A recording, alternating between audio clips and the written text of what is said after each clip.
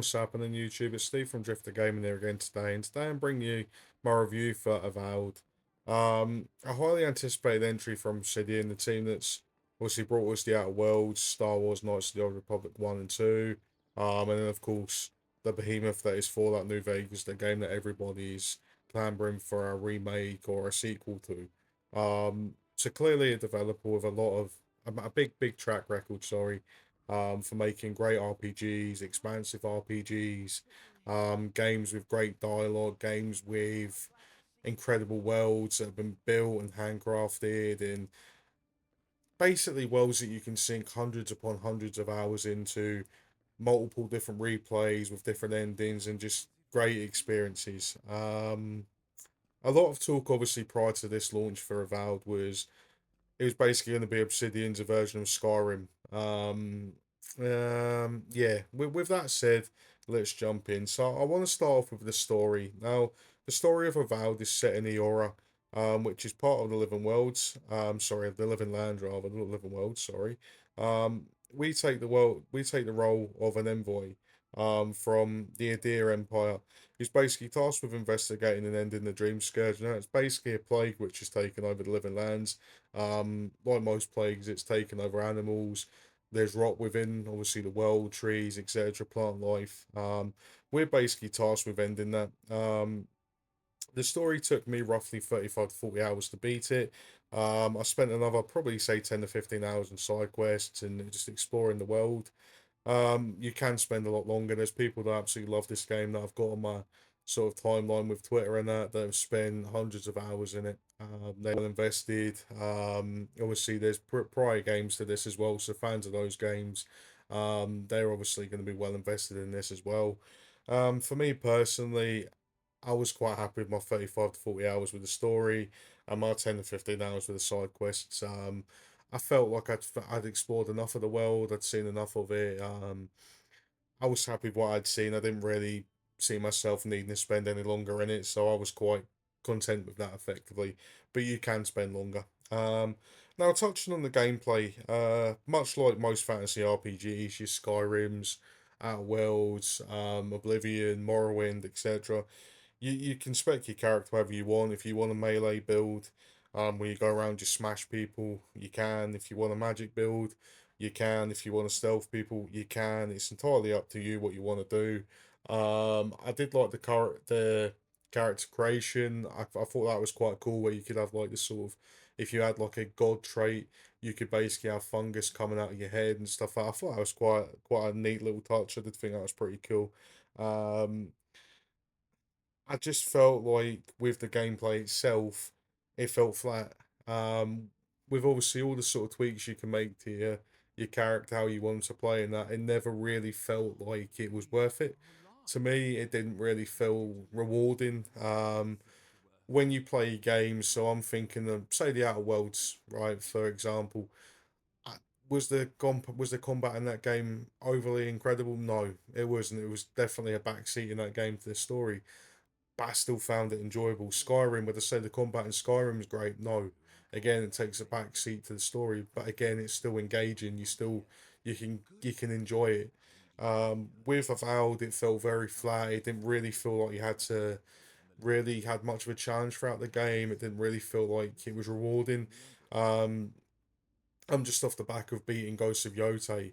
Now, when you're playing that, it feels very rewarding. It feels very much like by you progressing, doing side stories and leveling up your character, leveling up your weapons, whatever it may be, it feels like it's rewarding. The sword play is rewarding, the gunplay in it is rewarding, the stealth is rewarding.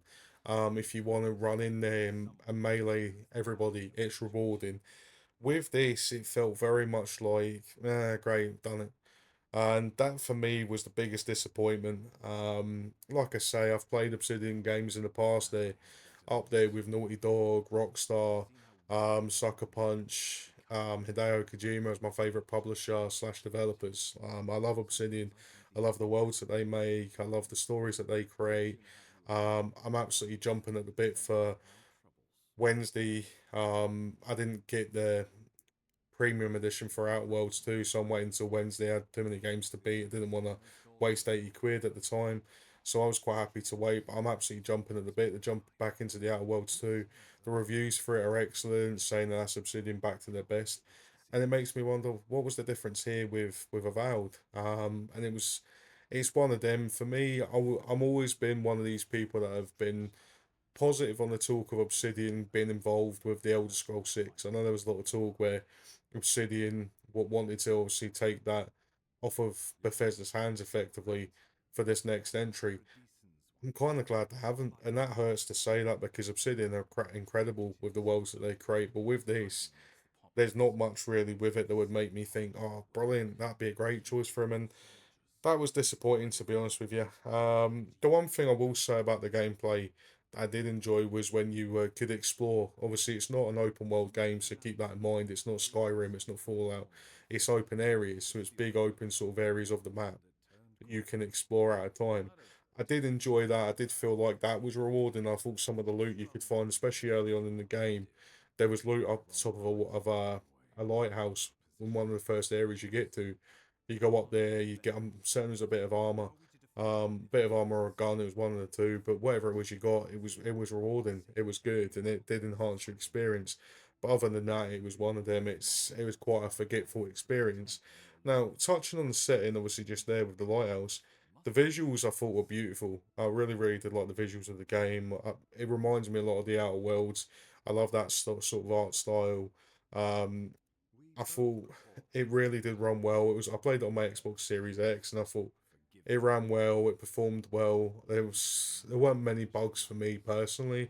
I didn't really have many performance issues. The graphics, as I say, look beautiful. The only downside with the setting, as I've said, with regards to the gameplay, you can tell that they want this to be an MMO because the areas felt very flat.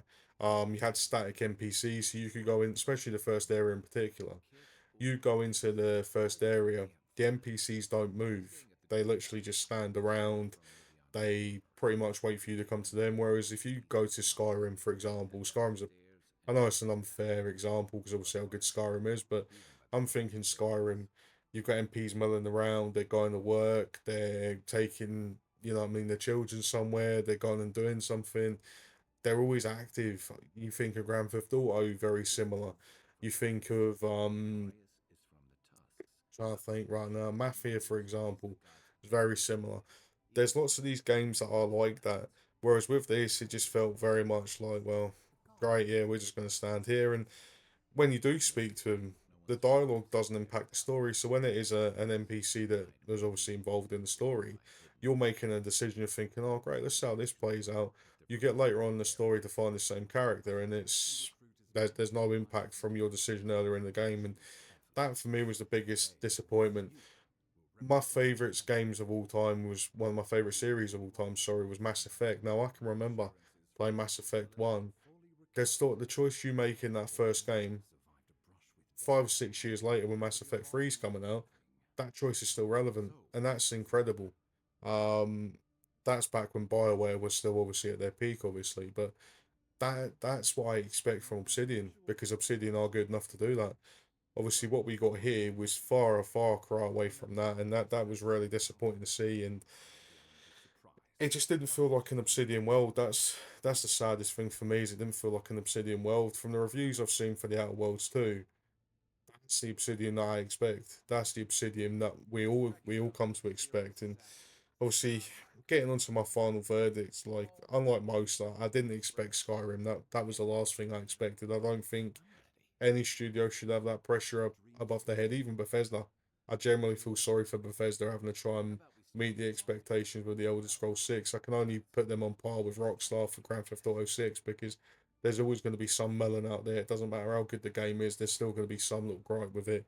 And unfortunately, that's the world that we live in. Um, all I expected generally with Avowed was the Outer Worlds with that sort of in-depth dialogue, in-depth story, beautiful crafted world. That's all I expected. A game and the story basically I could obsess over. I didn't get any of these. After you can tell after deciding against making it an MMO, let's be honest, Obsidian should have just taken longer to address the comments and the concerns raised at the previous, sorry. because there was a lot of comments at the previews that said about the NPCs not moving, said about the dialogue choices not being right, said about the combat not being good enough. There was a lot of comments, and it's sad that that wasn't listened to. And again, there could well be pressure from above it. Obviously, Xbox, the way they're going, they're saying to them, no, you need to get this game out there. But it was frustrating for me, and it's disappointing. I am still excited for the Outer Worlds 2 and for what Obsidian can cook next. I really am, because I love Obsidian. I do. I just found this a very disappointing and frustrating experience. I had two games this year, well, three games this year that I was really, really hyped for. Three games. One was Avowed, one's the Outer Worlds 2, and one was Death Stranding 2. One's knocked it out of the park. Another one I expect to knock it out of the park when I finally get my hands on it on Wednesday. This one, however, didn't. I would say if you have Game Pass, give it a download and give it a try because you might enjoy it. If you've not got Game Pass and you can get it on the cheap, get it for like 20, £25 at Black Friday or for Christmas, pick it up then. If you can't do that, I would say swerve it because you're not going to be missing out on much. And again, I hope if there is to be a follow up to Avowed, it's something that Obsidian can take on board and they can look to rectify these issues. Because again, for me, they're still a top tier publisher. They always will be. And yeah, I mean that's my thoughts for it, guys. Let me know down below what you're thinking. If you have played the game, you might think completely different to me. You might have loved it, and if you do, let me know why you did. Other than that, guys, enjoy your week coming up, and I'll see you next time. Take care.